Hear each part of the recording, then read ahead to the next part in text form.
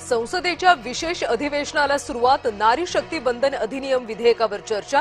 महिला आरक्षण लागू करण्यासाठी विशेष अधिवेशन. लोकसभा विधानसभेत महिलांना 33% आरक्षणाचा प्रस्ताव. अलिबागमध्ये घुमला भाजप महिला आघाडीचा आवाज. नारी शक्ती वंदन विधेयकाच्या समर्थनार्थ पदयात्रा.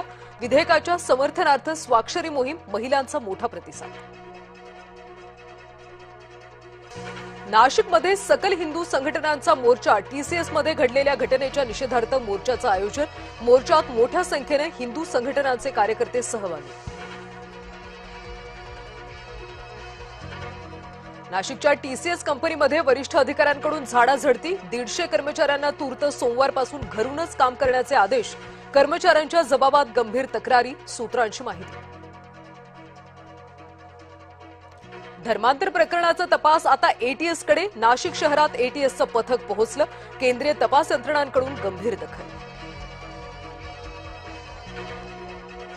मुंबईच्या दिंडोशीमधून एका भोंदूला अटक. देवी अंगात येत असल्याचा करायचा दावा.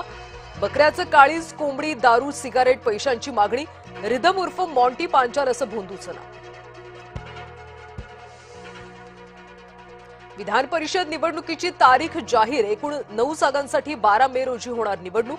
परिषदेच्या 9 सदस्यांचा कार्यकाळ 13 मे रोजी संपणार. परतवाडा लैंगिक शोषण प्रकरणात आरोपी अयान अहमदसह 6 आरोपींना अटक. पोलिसांनी 4 जणांना चौकशीसाठी ताब्यात घेतलं. आतापर्यंतच्या तपासात 18 व्हिडिओ आणि 39 फोटो पोलिसांच्या हाती. खरात प्रकरणी केसरकरांचा कथित पीए दीपक लोंढेची चौकशी. शुक्रवारी हजर राहण्याचे शिर्डी पोलिसांचे आदेश. लोंढे आणि पत्नीच्या नावे समता पतसंस्थेत 4 खाती. कोट्यवधींचा व्यवहार. जस्टिस फॉर अजितदादा संवाद यात्रा काढणार. यात्रेतून सरकारवर राष्ट्रवादी करणार प्रश्नांचा भडीमार.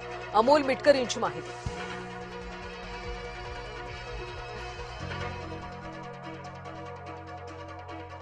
पर्यावरण मंत्री पंकजा मुंडे आज चंद्रपूर दौऱ्यावर. चंद्रपुरात विद्युत केंद्र, कोळसा खाणींमुळे प्रदूषण.